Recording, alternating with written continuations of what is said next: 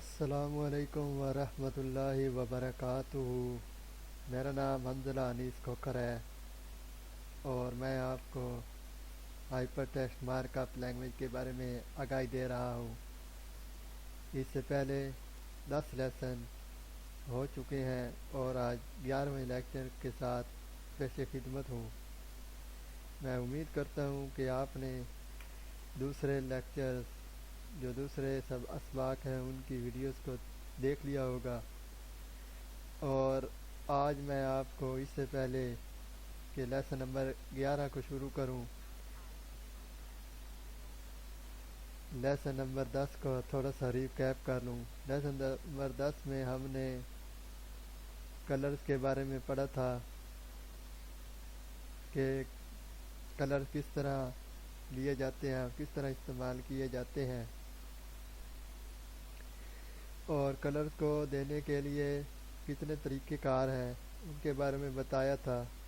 اور پھر میں نے بتایا تھا کہ ہیکسا ڈیسیمل کو ہم کیوں پریفر کرتے ہیں، کہ جو کوڈ بھی ہم لکھیں اور اس میں اگر کلر دینا چاہیں تو اس میں ہم ہیکسا ڈیسیمل کی ویلیو استعمال کرتے ہیں۔ تو یہ سب باتیں آپ لیسن نمبر 10 میں پڑھ سکتے ہیں۔ اس لیے برائے مہربانی اگر ابھی تک آپ نے لیسن نمبر 10 کی ویڈیو نہیں دیکھی تو اس ویڈیو کو دیکھ لیں۔ اب آتے ہیں لیسن نمبر 11 کو شروع کرتے ہیں۔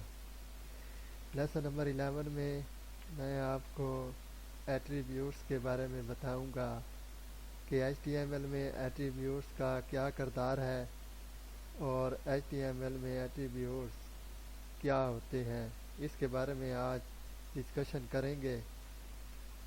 سب سے پہلے ایٹریبیوٹ کا مطلب کے بارے میں جانتے ہیں کہ اس کا مطلب کیا ہوتا ہے۔ کسی شے کی خاصیت اور خوبی کو ہم ایٹریبیوٹ کہتے ہیں۔ اگر ایک کار ہے اس کا رنگ سفید ہے، یہ اس کی خوبی ہے۔ ایک کار ہے اس کا رنگ براؤن ہے، یہ اس کی خوبی ہے۔ ایک درخت ہے وہ اونچا ہوتا ہے، یہ اس کی خوبی ہے۔ اور ایک درخت ہے جو کم ہائٹ پر ہوتا ہے، یہ اس کی خوبی ہے۔ ایک انسان ہے اس کی ناک اونچی ہوتی ہے، یہ اس کی خوبی ہے۔ ایک انسان ہے اس کی ناک تھوڑی سی چھوٹی ہوتی ہے، یہ بھی اس کی خوبی ہے۔ ایک انسان ہے اس کی آنکھوں کا رنگ کالا ہوتا ہے، سیاہ ہوتا ہے، تو یہ اس کی خوبی ہے۔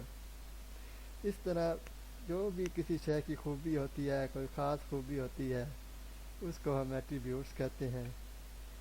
ایچ ٹی ایم ایل میں ایٹریبیوٹ کس طرح لکھا جاتا ہے؟ ایچ ٹی ایم ایل میں ایٹریبیوٹ کو لکھنے کے لیے اسٹارٹنگ کے ٹیگ میں ہم لکھتے ہیں۔ اس بات سے آپ بخوبی آگاہ ہیں کہ اسٹارٹنگ ٹیگ اور کلوزنگ ٹیگ کون سا ہوتا ہے۔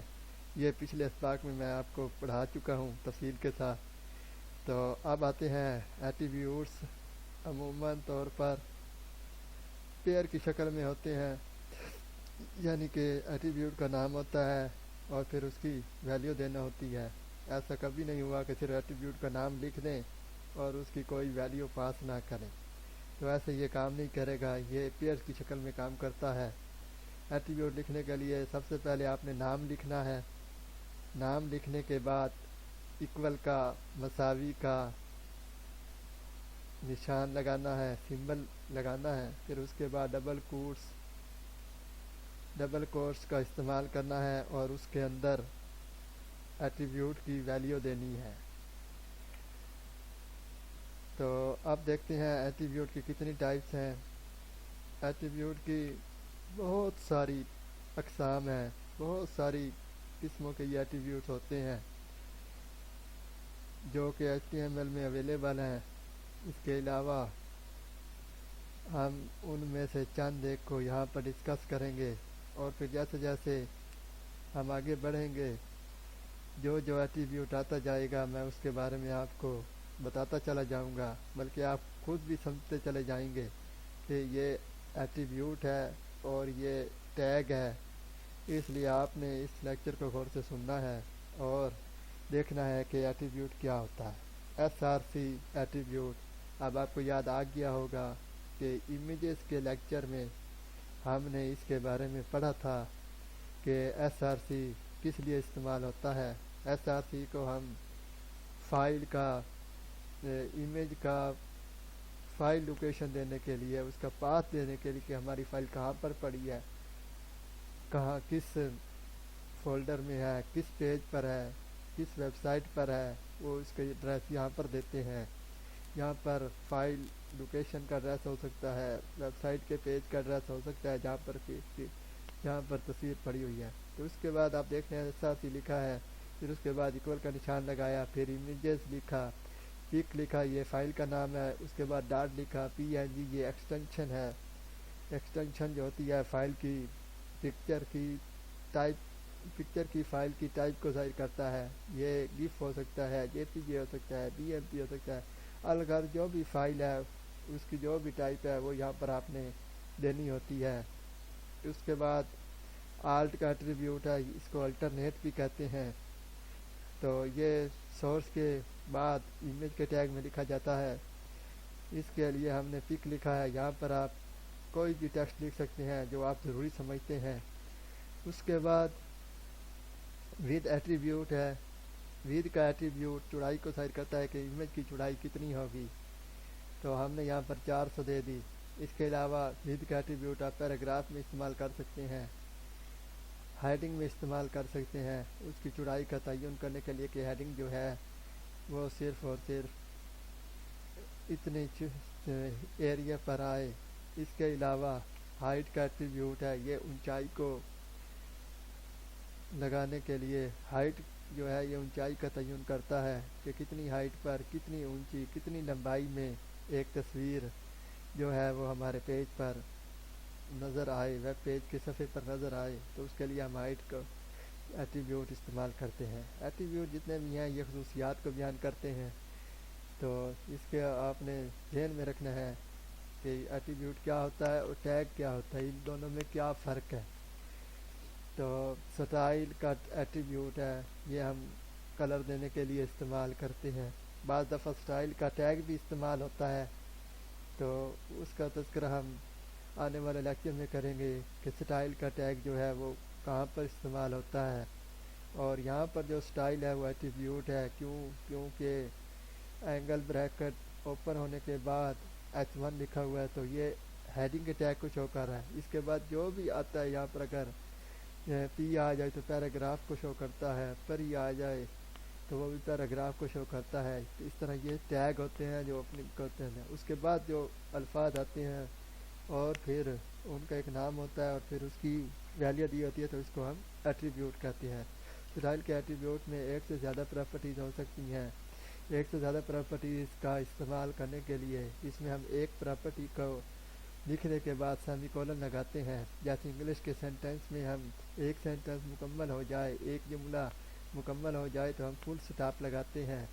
تو اس کے یہاں پر ہم پروگرامنگ کی زبان میں یہاں پر ہم سیمی کولن کا استعمال کرتے ہیں اگر ایک بات ہماری مکمل ہو جائے، اس کو ہم سیمی کالن کہتے ہیں۔ اور سیمی کالن کا جو سمبل ہے وہ آپ کو کی بورڈ پر ایل کی جہاں پر ہوتی ہے اس کے دائیں طرف آپ کو مل جائے گا۔ اس کے بعد آج کا لیکچر اتنا ہی ہے، آپ اس کو بار بار پریکٹس کریں، دیکھیں، اگر کوئی کنفیوژن ہو یا کوئی دقت ہو، کوئی پریشانی ہو تو اس کے بارے میں ہمیں آگاہ کریں، ہم آپ کی کنفیوژن دقت کو دور کریں گے۔ اس کے علاوہ پروگرامنگ جو ہے یہ زیادہ سے زیادہ پریکٹس کرنے سے آتی ہے، اور اس کی اگر بیس مضبوط ہو تو پھر پروگرامنگ کا آگے ہائی لیول پر جاتے ہوئے مزہ آتا ہے، اور اگر بیس ہی مضبوط نہ ہو تو پھر پروگرامنگ کا کوئی فائدہ نہیں ہے۔ پھر آگے ایڈوانس پر جانے کے لیے اگر آپ چھلانگ لگا کر جائیں، جمپ مار کر جائیں تو پھر آپ یہ ریس ہار جائیں گے۔ اس لیے کوشش کریں کہ اگر آپ پروگرامنگ میں ایکسپرٹ ہونا چاہتے ہیں تو آج ہی سے اپنی بیس کو مضبوط کریں، ایک ایک کنسیپٹ کو کلیئر کریں، اور جہاں تک ہو سکے زیادہ سے زیادہ اس کی پریکٹس کریں۔ اگر کوئی سوال ہو، کویسچن ہو، سینئر سے پوچھیں، ہم سے ڈسکشن کریں۔ میں امید کرتا ہوں کہ آپ میری باتوں کو سمجھ گئے ہوں گے۔ اس کے ساتھ ہی میں آج کا لیکچر کو ختم کرتا ہوں۔ اور میں آپ سے ایک ریکویسٹ کرتا ہوں کہ میری ویڈیوز کو زیادہ سے زیادہ دوستوں کے ساتھ شیئر کریں، اور تاکہ پروگرامنگ آسان ہو اور پروگرامنگ ہر طرف پھیل جائے، اور ہر بچے کو، ہر اسٹوڈنٹ کو، کمپیوٹر کا جو اسٹوڈنٹ ہے اس کو پروگرامنگ آئے، اور وہ یہ نہ کہے کہ پروگرامنگ ایک مشکل سبجیکٹ ہے، وہ یہ کہے کہ پروگرامنگ تو بہت ہی آسان ہے، اس لیے مجھے اس کو سیکھنی چاہیے۔ تو اس کے ساتھ ہی محمد حمد العزیز کھوکھر آپ سے اجازت چاہتا ہے، انشاءاللہ العزیز اگلے لیسن نمبر 12 کے ساتھ پھر خدمت میں حاضر ہوں گے۔ خدا حافظ۔